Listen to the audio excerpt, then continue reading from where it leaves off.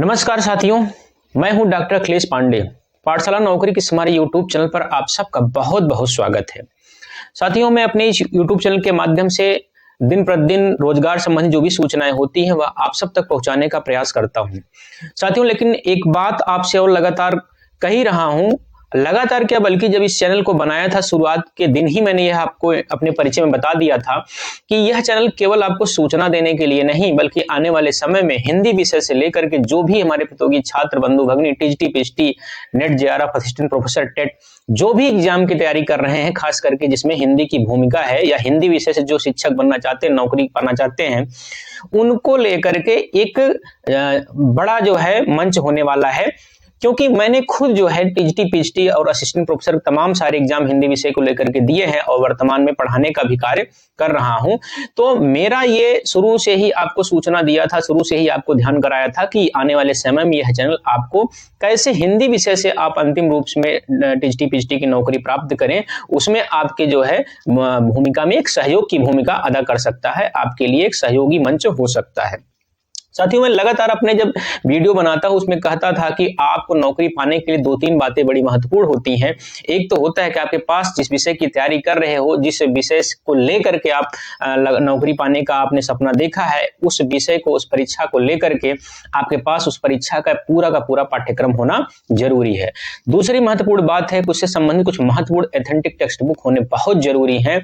इन दोनों को सब जब आप पाठ्यक्रम के अनुरूप टेक्स्ट बुक से छांट करके आप क्या पढ़ना क्या नहीं पढ़ना है सिलेक्ट करके आप तैयारी करते हैं, तो परीक्षा हाल में जाने से पहले आपको बहुत जरूरी है, जो सीरियस गंभीर प्रतियोगी छात्र हैं वो क्या करते हैं, प्रैक्टिस दे करके चेक करते हैं कि मैंने जो पढ़ा है वो एक्चुअल हमारी स्थिति कहाँ पे है। तो साथ ही जैसा कि पता है कि टीजीटी पीएचडी 2022 की परीक्षा तिथि आयोग द्वारा जारी कर दी जा चुकी है। तमाम प्रतियोगी छात्र इसकी तैयारी कर भी रहे हैं, आप सब भी तैयारी कर रहे होंगे। हमने एक वीडियो में बताया था कि 60 में 2-4 पुस्तकें हिंदी विषय को लेकर के है, उसको आपको रख लेना है और उसकी पढ़ाई, उससे पढ़ना आप जारी कर दें।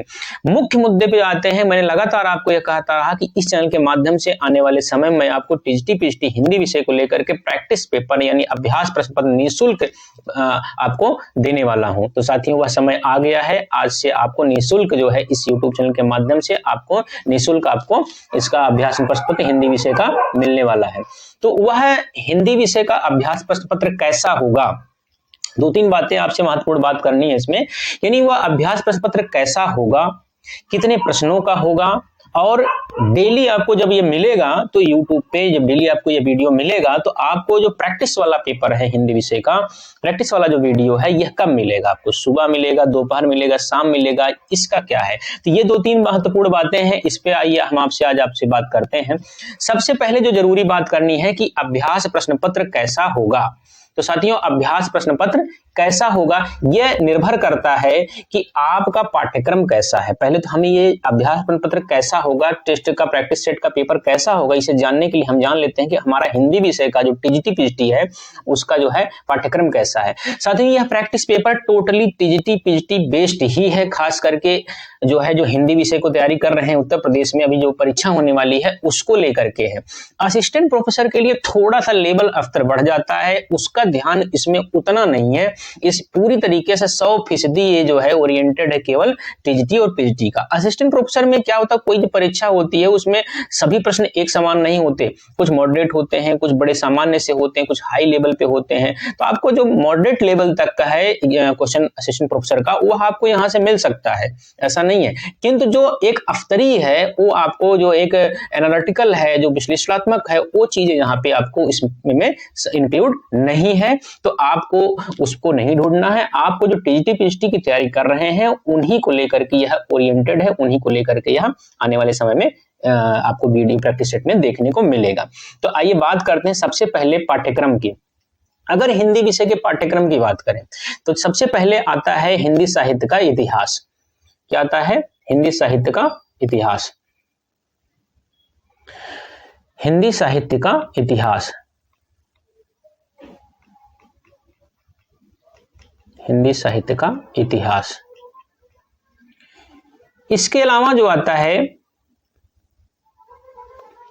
हिंदी साहित्य इतिहास के बाद जो आता है वो आता है आपका व्याकरण। व्याकरण। इसके अलावा होता है आपका भाषा विज्ञान। इसके अलावा जो होता है आपका संस्कृत साहित्य, संस्कृत साहित्य। इसके अलावा जो होता है काव्य शास्त्र। अब देखिए, कुछ लोग ये कहते हैं कि जो भाषा विज्ञान है और जो काव्य शास्त्र है यह टीजीटी में नहीं है, ये पूरी तरीके से पीजीटी का सिलेबस में है। लेकिन आप ये देखेंगे रस छंद अलंकार जो पूछता है वो टीजीटी में भी पूछता है, तो वो रस छंद अलंकार कहाँ से आप पढ़ेंगे? काव्य शास्त्र वाले ही पोर्शन से पढ़ेंगे। भाषा विज्ञान को भी कुछ लोग कहते हैं कि यहाँ नहीं है, लेकिन आप देखेंगे बोलियां, उपबोलियां, विभाषाएं, ये सब कहाँ से आता है? लिपि वगैरह सब इसी भाषा विज्ञान में जाएगा। अब जब आप इसको ध्यान से देखेंगे, टोटल टीजीटी में प्रश्न आते हैं 125। कितने आते हैं? 125 प्रश्न। ये मैं आपको शॉर्ट में आपको विश्लेषण करके चलता हूं ताकि आपको आने वाले समय में प्रैक्टिस कहां से कैसे होगा वो क्लियर रहे। आप हिंदी साहित्य के इतिहास से अगर बात करें तो यहां से टोटल जो क्वेश्चन बनते हैं लगभग 75 से 100 प्रश्न, 75 से 100 प्रश्न आपके आ जाते हैं यहां से। व्याकरण से आते हैं लगभग 25 से 30 प्रश्न, 25 से 30 प्रश्न। अब इनमें जो संस्कृत भाषा विज्ञान है, भाषा विज्ञान में आता है 5 से 10 प्रश्न, संस्कृत साहित्य से भी 5 से 10 प्रश्न, काव्यशास्त्र से भी 5 से 10 प्रश्न। अगर मान लीजिए 75 प्रश्न, 75 प्रश्न माफ कीजिएगा, यहां जो 75 से 100 लिखा है इसको 75 से 80 मानिए आप, 75 से 80 हिंदी साहित्य का इतिहास से 75 से 80। अगर मान लीजिए हिंदी साहित्य से 75 प्रश्न आते हैं तो व्याकरण से 30 प्रश्न आएगा, ठीक है। अगर मोटा मोटा चले 75 प्रश्न हिंदी साहित्य का, 25 प्रश्न व्याकरण का, 100 हो गए, 10 प्रश्न आपके भाषा विज्ञान के, 10 प्रश्न आपके संस्कृत साहित्य के हो गए 120, और 5 प्रश्न हो गए आपके काव्य शास्त्र के, टोटल 125 प्रश्न हो गए। तो ये तो हो गया आपका जो है किस प्रकार से आपका ये पाठ्यक्रम था। अब आते हैं हिंदी साहित्य का इतिहास, मुख्य मुद्दे पे हिंदी साहित्य का इतिहास। जब हिंदी साहित्य का इतिहास पे आते हैं तो सबसे पहला जो है आपका वो है आदिकाल, आदिकाल। दूसरा है आपका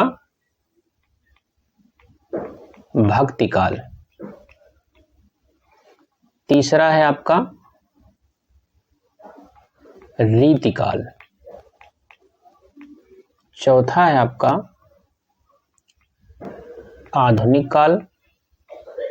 अब इसके अंतर्गत आपको मिलेगा भारतेंदु युग, द्विवेदी युग आपको मिलेगा। इसके बाद छायावाद, प्रगतिवाद, प्रयोगवाद और नई कविता, और नई कविता। इसके बाद आपको मिलेगा गद्य साहित्य का इतिहास, गद्य साहित्य का इतिहास मैं शॉर्ट में लिख देता हूं। इसमें क्या है आपका, इसमें जैसे आपको नाटक,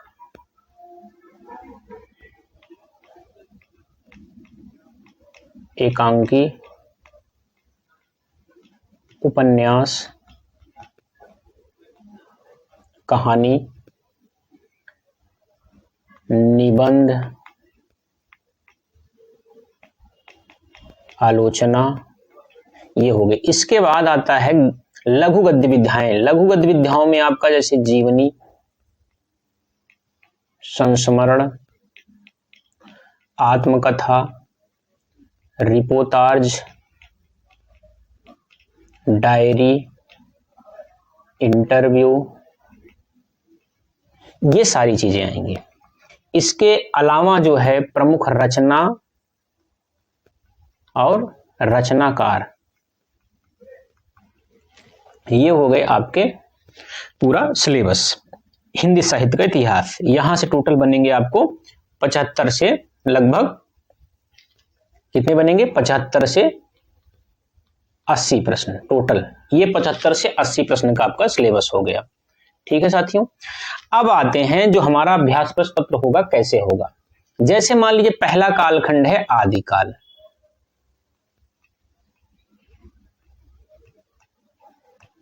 थोड़ा पेन सही से चल नहीं रहा है। पहला मान लीजिए आदिकाल है, क्या है, आदिकाल। अब आदिकाल में अगर आप देखेंगे तो आदिकाल से केवल ऐसे उठा करके आप नहीं पढ़ सकते हैं। आदिकाल एक ऐसा जटिल और मतलब एक गुथा हुआ है कि बड़ा कंफ्यूजिंग वाला है। इसको अगर आप संभल के नहीं चलेंगे तो बड़ा कंफ्यूजन क्रिएट करता है एग्जाम में, क्वेश्चन आते हुए आप गलत करते हैं। तो सबसे पहले हम आदिकाल को पढ़ने लिखने की सुविधा के ढंग से अपने हिसाब से इसको बांट लेते हैं कि ताकि उसी आधार पर आपको अभ्यास पत्र आगे देखने को मिले। तो सबसे पहले हम इसमें बांट लेते हैं हिंदी साहित्य जो इतिहास लेखन है, लेखन और प्रमुख ग्रंथ, ठीक है। दूसरा इसमें बांट लेते हैं अपभ्रंश साहित्य, क्या कर लेते हैं, दूसरा इसमें कर लेते हैं अपभ्रंश साहित्य।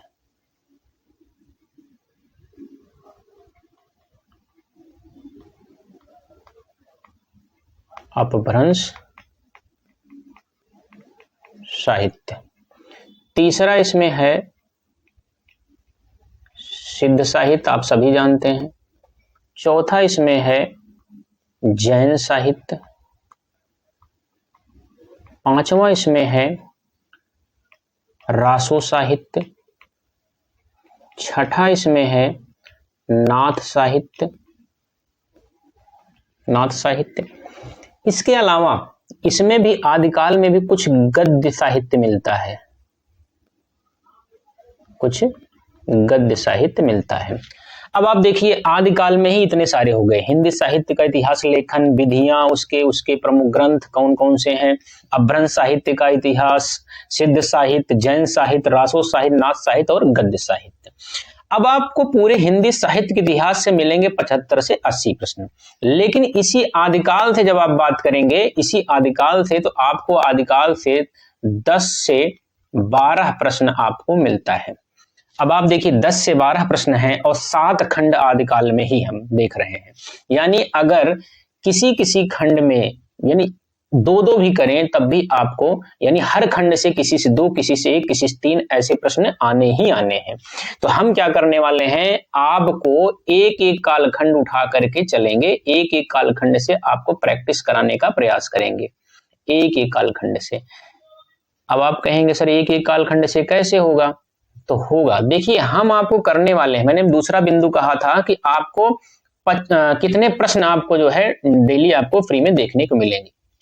तो साथियों उसके लिए मैं आपको बता दूं कि आपको 25 प्रश्न, 25 क्वेश्चन आपको पर डे मिलेंगे, पर डे, ठीक है, 25 क्वेश्चन आपको पर डे मिलेंगे। अब 25 क्वेश्चन कैसे बनेंगे, जैसे मैंने उठाया आदिकाल, आदिकाल से ये 6 सेक्शन है, तो 6 सेक्शन से एक दिन आपको यहां से 25, एक दिन यहां से, एक दिन यहां से, एक दिन सिद्ध साहित्य से, एक दिन जैन साहित्य से, एक दिन रासो साहित्य से, एक नाथ साहित्य से, एक गद्य साहित्य से। यानी अगर ऐसे देखें हम मिला जुला के पूरा का पूरा, तो लगभग 175 प्रश्न, यानी 7 सेक्शन है, तो अगर आप देखें 25-25 के हिसाब से तो 175 प्रश्न तो आप केवल आदिकाल से ही प्रैक्टिस करेंगे, 75 प्रश्न। तो यानी डेली आपको 25 से 30 प्रश्न आपको आप प्रैक्टिस सेट में मिलेगा। तो हम अगर 25 भी मान के चलें तो आपके 175 प्रश्न केवल आदिकाल से हो गए, और आने कितने हैं आपको 10 से 12। और ये 75 से 30 प्रश्न जो भी 25 से 30 प्रश्न जो पर डे आपको मिलेंगे, ऐसे हवाई नहीं मिलेंगे। हमने जो एग्जाम दिया है, हमने जो लगातार इंटरव्यू दिया, उसके अनुभव के आधार पर मिलेंगे, हमारा जो नोट्स है उसके आधार पर मिलेंगे, मार्केट में जो नोट्स हैं उसके आधार पर मिलेंगे, जो टेक्स्ट बुक है उसके आधार पर आपको मिलेंगे। और आप जब 1-2 प्रैक्टिस पेपर पेपर दे लेंगे तो खुद ही मिला लेंगे आप कि कहाँ से दे रहे हैं, कैसे दे रहे हैं, सही है कि नहीं है, ऑथेंटिसिटी कितनी है। तो आप निश्चिंत रहिए, आप हमारे साथ बने रहिए, आपको लगातार ये सिलेबस से जुड़े, पाठ्यक्रम से जुड़ा हुआ पढ़िए या प्रैक्टिस यहाँ से करिए। पढ़ना कैसे है उसके लिए भी एक अलग वीडियो बनाएंगे, वहां से आपको कुछ अपना जो है विचार साझा करेंगे, आपको अच्छा लगे तो उस माध्यम से पढ़िए, नहीं जैसे आप पढ़ रहे हैं वैसे आप पढ़ते रहिए। तो आपको डेली आपको मिलेगा कितना, 25 से 30 प्रश्न। अब आ जाते हैं कब मिलेगा ये, दिन में आपको कब मिलेगा ये। तो साथियों दिन में सुबह 7 से 8 बजे के बीच, 7 से 8 बजे के बीच आपको यह मिल जाएगा। कितने प्रश्न मिलेंगे, 25 से 30 क्वेश्चन मिलेंगे। ठीक है, और क्या होगा साथियों, अभी तो आपको 25 क्वेश्चन मिलेगा और अभी ये टीजीटी और पीजीटी लेवल का है, टीजीटी और पीजीटी लेवल का है। जैसे 2, 4, 10, 15 प्रैक्टिस होने के बाद आप लोगों का जो भी सलाह होगा, एक्सपीरियंस होगा, हमारा भी होगा, जो भी आप कमेंट बताएंगे, मेरा जो विचार हो मैं आपको बता रहा हूं कि जैसे 10-15 प्रैक्टिस सेट होने के बाद इसी में कुछ मैं डालूंगा असिस्टेंट प्रोफेसर का भी। किसका, असिस्टेंट प्रोफेसर का भी। और जैसे असिस्टेंट प्रोफेसर लेवल का भी 10-15 प्रश्न उसमें डालूंगा, उसके बाद मैं क्या करूंगा, चारों ऑप्शन जो होंगे, कोई भी क्वेश्चन आया उसके 4 ऑप्शन हैं, तो चारों ऑप्शन को व्याख्या करने का भी प्रयास करूंगा। जब आप चारों ऑप्शन की व्याख्या करते हैं तो सिर्फ आप एक क्वेश्चन नहीं तैयार करते हैं, बल्कि क्या करते हैं, 4 प्रश्न तैयार करते हैं। तो साथ ही इस प्रकार से होने वाला है प्रैक्टिस पेपर। नियमित पर डे मिलेगा आपको। सुबह कितने बजे मिलेगा आपको, सुबह 7 बजे से लेकर 8 बजे से मिलेगा। और कब कब मिलेगा ये मिलेगा Monday to Saturday per day, Monday to Saturday मिलेगा। अब आप कहेंगे संडे क्यों छोड़ दे रहे हैं, संडे आप काम करेंगे, हम आपको देंगे क्वेश्चन, आप उसे सॉल्व करेंगे और कमेंट करके आप बताएंगे। संडे आपका काम होगा। कौन सा क्वेश्चन देंगे, जैसे मैंने आज शुरुआत किया और 4 दिन बाद सैटरडे आ गया, यानी ये 5 दिन हमने जितना भी कवर किया, आदिकाल के चाहे 6 खंड हो जाएं, चाहे भक्ति काल के हो जाएं, चाहे रीतिकाल के, जितना भी हुआ रहेगा, टोटल वहां से लेके वहां तक आपके क्वेश्चन होंगे और आप उसे सॉल्व करके बताएंगे। ठीक है साथियों, आज के वीडियो में इतना ही। मिलते हैं फिर किसी नए वीडियो में, तब तक के लिए बहुत बहुत धन्यवाद। खूब ख्याल रखें अपना, खूब पढ़ें और प्रैक्टिस करें आप अपना। ठीक है साथियों, नमस्कार।